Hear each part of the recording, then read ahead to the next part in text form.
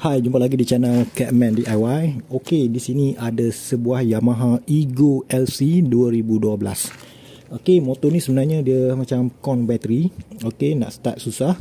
Okey, jadi di tangan saya ni ada bateri untuk Yamaha Ego ni dengan kod YTZ55BS.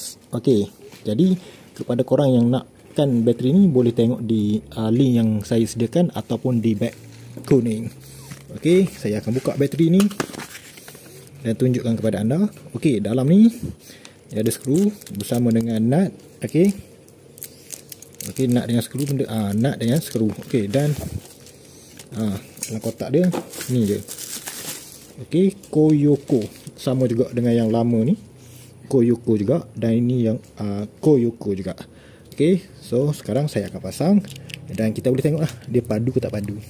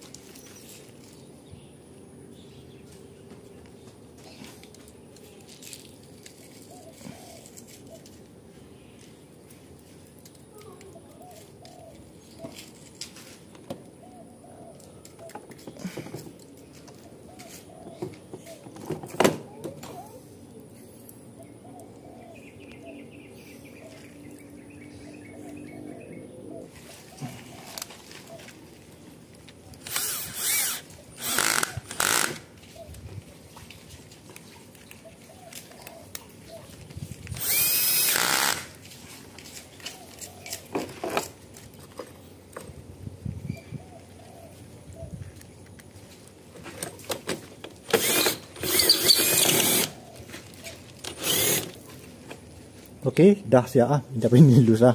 So, sekarang saya akan cuba start.